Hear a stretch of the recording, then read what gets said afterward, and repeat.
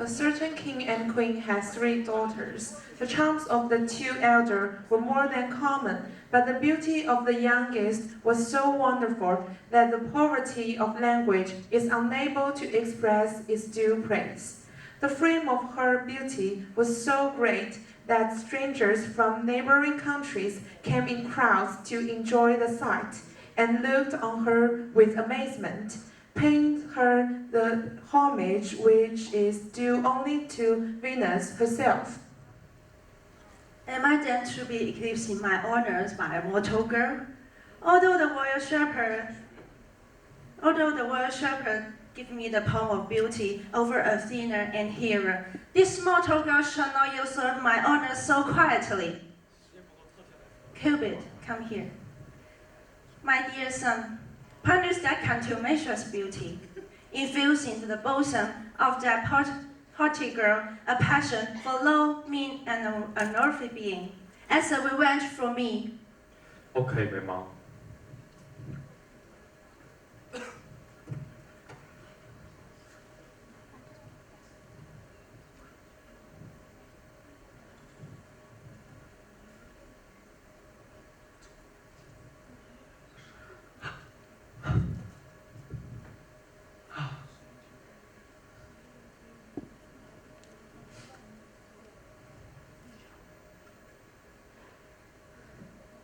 Oh, dear Apollo, my youngest daughter Psyche has received a lot of praises.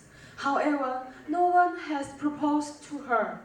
My 2 elder daughters, of moderate charm, had long been married to 2 royal princes.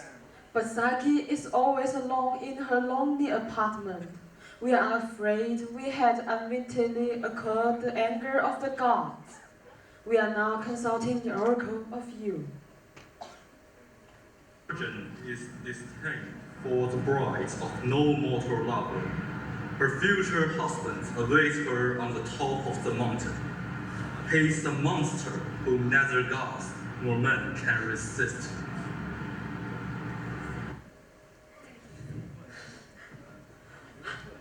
Oh, my dear parents, do you not lament me? You have better grieved when people showering upon me with undeserved honors, with one voice called me a Venus. I now perceive that I am a victim to that name. Okay, I submit. Take me to that rock to which my unhappy fate has destined me. Let's go, Psyche.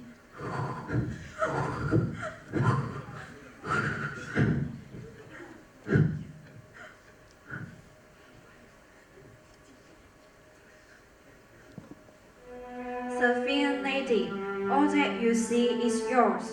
We whose voices you hear are your servants, and shall obey all your commands with our utmost care and diligence. Retire, therefore, to your chamber and repose on your bed of down, and when you see fit prepare for the bath. Supper awaits you in the adjoining alcove, when it pleases you to take your seat there.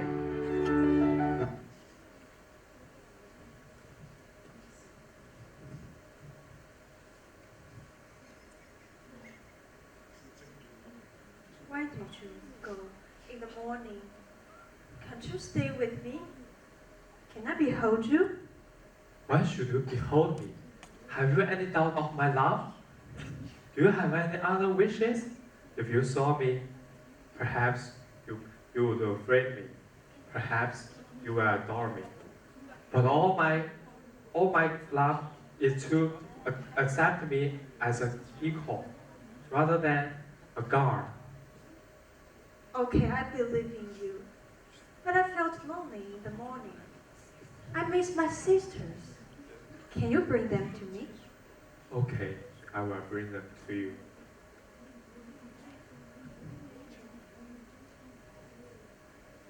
Never, never. I have told my husband that I miss my sisters. Can you bring them to me? Yes, sure. Thank you. Oh, sisters, enter and refresh yourself with whatever I can offer. Look, this is my house. Wow, so beautiful. Who is your husband? What sort of person is he? He's a beautiful youth who generally hunted on the mountains in the daytime. What does he look like? What do you usually do with him? Have you ever kissed? Do you sleep together? Actually, I don't know what he looks like. What? Call to mind. The 5 p.m. oracle declared that you're destined to marry a terrible monster. The inhabitants of the valley say that your husband is a terrible serpent who nourished you for a while with dainties that he would by and by devour you. Take our advice. Provide yourself with a lamp and a sharp knife. Put them in concealment that your husband may not discover them. And when he is sound asleep, slip out of the bed, bring forth your lamp to see whether what they say is true or not. If it is, hesitate not to cut off the monster's head and thereby recover your liberty. Okay, I will consider about this. Bye.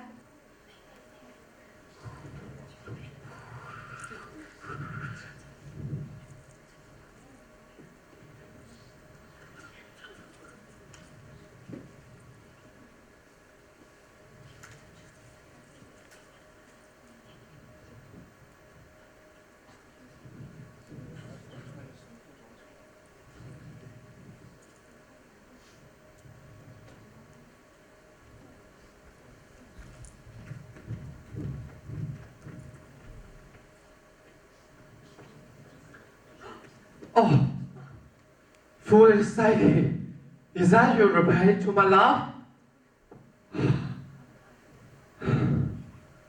After my mom punishment, after my mom command you to my wife, when you think I'm a monster and cut off my head,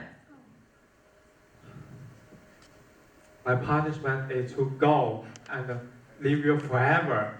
Take your sister's advice and remember, love cannot be dealt with in space. No, my husband!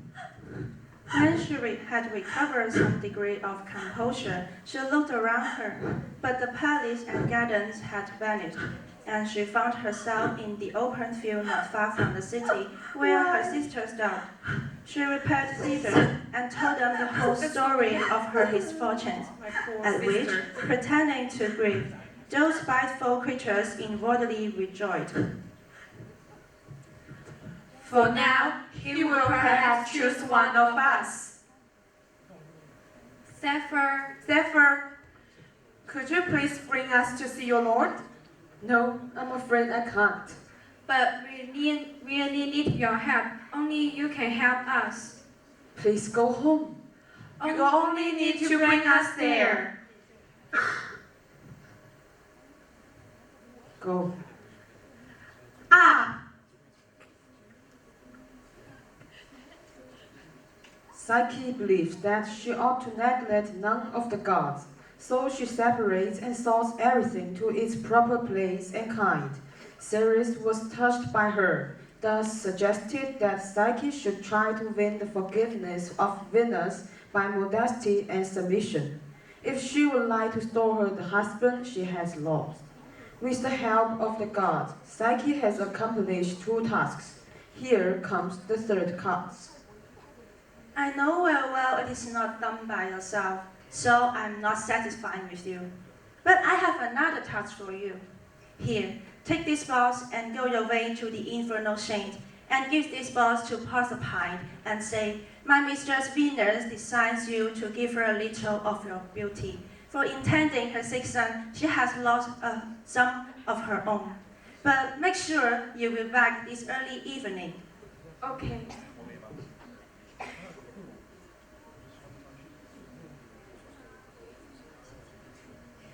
What? Shall I? The carrier of this box, not take the least bit to put on my cheeks, to appear more advantage to my beloved husband.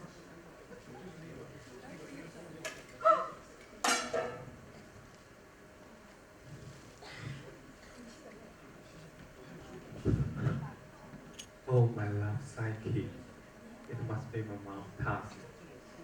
Again, the patient, almost pressured by the same curiosity.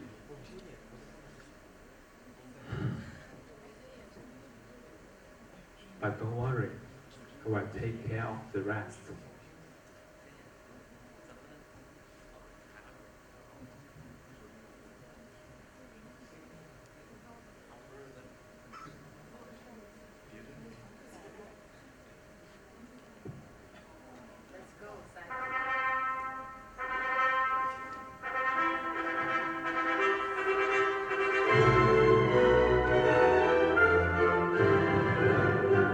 Drink this, Psyche, and be immortal, nor shall Cupid ever break away from the knot he is tied, and these nuptials shall be perpetual.